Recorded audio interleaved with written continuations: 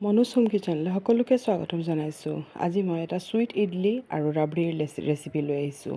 তাৰ কাৰণে মই বাতি এটাত অলপ গাখীৰ দিলোঁ আৰু অলপ ভিনেগাৰ দিছোঁ। আমি কেতিয়াবা দৈ নাথাকিলে, কাৰণ ইডলিটোত কিন্তু দৈটো দিবই লাগিব, তেতিয়া ঠাণ্ডা হ'লেও পূৰা ছফ্ট হৈ থাকে। মোৰ ওচৰত আজি দৈ নাছিলে, সেইকাৰণে মই গাখীৰতে ইয়াত ভিনেগাৰ দি দিছোঁ। দিয়াৰ লগে লগে চাওকচোন অলপ অলপ ফাটি গৈছে, আৰু এইটো মই 10 মিনিটৰ কাৰণে ঢাকি পেলাই থৈ দিম। তাৰপিছত এয়া চাওক, এইখিনি পূৰা ফাটি গ'ল, দেখিছে নহয়? আমাৰ দৈ ৰেডি হৈ গ'ল ইডলিৰ কাৰণে। আৰু এতিয়া এইখিনি খুব ভালকৈ কিন্তু মিক্স কৰি ল'ব, খুব ভালকৈ মিক্স কৰি ল'ব, তেতিয়া মানে অলপ গুটিখিনিও ভাঙি যাবগৈ, যিখিনি দৈ ফাটিছিলে। আৰু এতিয়া মই এখন চালনী লৈছোঁ, লৈ পেলাই ইয়াত মই দিছোঁ আধা কাপ চাউল, জহা চাউলৰ গুড়ি। জহা চাউলৰ গুড়িৰেও বনালে ইমান ধুনীয়া চেণ্ট হয়। আৰু দিছোঁ মই আধা কাপ চুজি।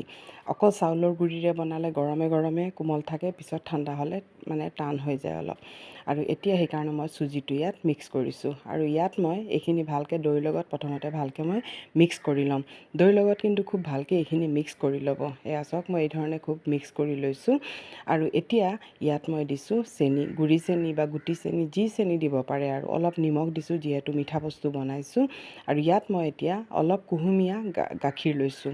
এইখিনি ইমান গৰম নহয়, আমি আঙুলি সুমুৱাব পাৰোঁ এই ধৰণে, মানে আঙুলিটো ডুবাই থ'ব পাৰোঁ, এই ধৰণে মানে গৰম হয়। এতিয়া এইখিনি দি পেলাই মই মানে ইমান পনীয়া নকৰোঁ, কাৰণ চেনিৰ পৰাও আৰু অলপ পানী ওলাব, সেইকাৰণে এইটো মানে পূৰা পাৰফেক্ট হয়। এয়া চাওক, এইখিনি মই হেৰি কৰি পেলাই ভালকৈ মিক্স কৰি পেলাই এতিয়া মই এইখিনি আধা ঘণ্টাৰ কাৰণে মই ঢাকি পেলাই থৈ দিম। তেতিয়া চাউলৰ গুড়ি, কাৰণ যিহেতু চাউলৰ গুড়িখিনি শুকান চাউলৰ গুড়ি আৰু চুজি এইখিনি খুব ভালকৈ ফুলি যাবগৈ। আধা ঘণ্টামান ৰাখিব।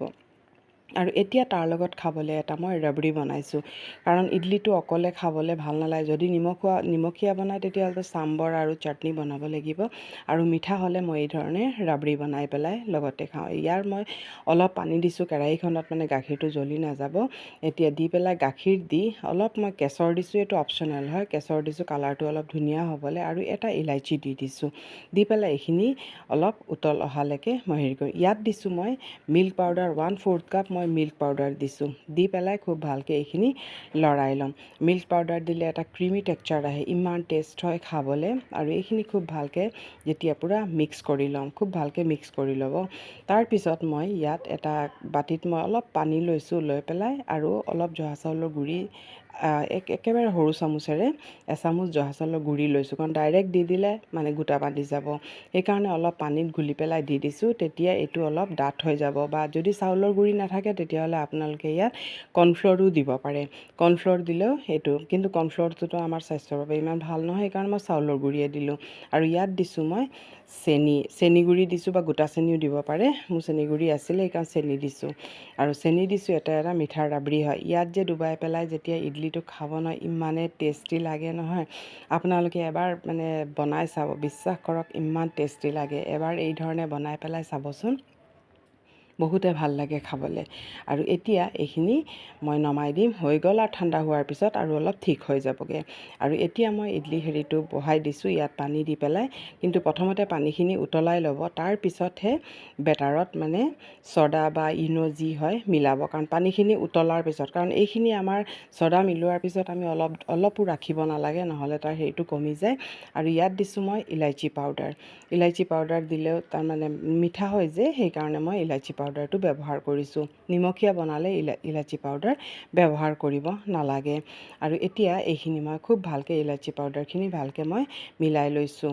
আৰু ইয়াত মই আধা চামুচতকৈও কম মই বেকিং ছ'ডা দিছোঁ, বেকিং পাউডাৰ নহয়, বেকিং ছ'ডা। আৰু এক্টিভেট হ'বলৈ অলপ ইয়াত মই গাখীৰ দি দিছোঁ। দি পেলাই এইখিনি অলপ ভালকৈ মই মিক্স কৰি ল'ম, আৰু অলপ লাহে লাহে মিক্স কৰিব। আৰু চাব, এইখিনি মানে বেকিং ছ'ডা দিয়াৰ পিছত অলপ ফুলি যায়, আৰু অলপ মানে মোৰ বেছি থিক যেন লাগিছিলে, সেইকাৰণে মই ইয়াত অলপ পানী দিছোঁ। কিন্তু বেছি পনীয়া হ'লেও আকৌ আমাৰ ইডলিটো নুফুলে, চেপেটাই হৈ থাকিব।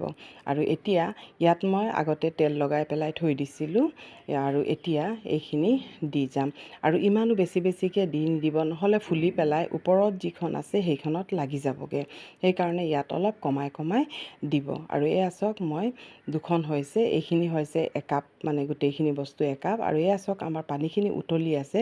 আৰু এতিয়া মই বাতিটো বহাই দিম আৰু মই দুয়োটা এই ধৰণে বহাই দিলোঁ আৰু 10 মিনিটৰ পিছত এয়া চক খুলি চাইছোঁ কিমান চক ফুলি পেলাই কিমান ডাঙৰ হৈছে আৰু পূৰা ফাটি ফাটি গৈছে। এইটো পূৰা পাৰফেক্ট ইডলি হৈছে, দেখিছে নহয় কিমান ধুনীয়া হৈছে। আৰু ঠাণ্ডা হোৱালৈকে এইটো পূৰা কোমল থাকিব আৰু এইটো মই ঠাণ্ডা হোৱালৈকে গৰমে গৰমে এৰুৱাই নিদিওঁ, নহ'লে ভাঙি যাব পাৰে। সেইকাৰণে যেতিয়া অলপ ঠাণ্ডা হৈ গৈছে তেতিয়া মই এইখিনি ভালকৈ এৰুৱাই লৈছোঁ আৰু এয়া চাওক কিমান ধুনীয়া হৈছে, দেখিছে নহয় কিমান ফুলিছে, কিমান ধুনীয়া হৈছে। এয়া চাওক একেবাৰে ছফ্ট হৈছে, মানে পূৰা ছফ্ট হৈছে, মানে বহুতেই ধুনীয়া হৈছে। আৰু যদি মোৰ ভিডিঅ'বোৰ ভাল লাগে তেতিয়াহ'লে প্লিজ এটা লাইক কৰি দিব আৰু শ্বেয়াৰ কৰি দিব। আৰু এয়া চাওক এইখিনি যিমান ঠাণ্ডা হৈ গ'ল যে সেইকাৰণে আৰু অলপ ঠিক হৈ গৈছে আৰু কেশৰ দিয়াৰ কাৰণে তাৰ কালাৰটো কিন্তু খুব ধুনীয়া হৈ গৈছে। আৰু এতিয়া মই ছাৰ্ভ কৰিম, মই কলপাতত আজি ছাৰ্ভ কৰিম। আৰু ইয়াত মই এতিয়া এই বাতিটো লৈছোঁ, ইয়াতে মই মানে ৰাবৰিখিনি ইয়াতে মই দি দিম আৰু দি পেলাই এইখিনি এয়া কিমান ধুনীয়া হৈছে ৰাবৰিখিনি। আৰু ইয়াতে যে ডুবাই ডুবাই খোৱাৰ মজাই বেলেগ, মানে এয়া আমাৰ এইখিনি ৰেডি হৈ গ'ল। কেনেকুৱা পালে কমেণ্ট কৰিব, যদি ভাল পায় তেতিয়াহ'লে এবাৰ আপোনালোকে বনাই চাব, হৈছে বা নাই হোৱা মোক এবাৰ কমেণ্ট কৰিব। আৰু চাওকচোন কিমান ভিতৰখন কিমান স্পঞ্জি হৈছে, দেখিছে। আৰু এই ধৰণে লগাই পেলাই খাব আৰু পূৰা টেষ্টি হয়, ল'ৰা ছোৱালীয়েও ভাল পাব। স্কুল টিফিনতো আপোনালোকে দিব পাৰে, স্কুল টিফিনতো আপোনালোকে এইটো দিব পাৰে।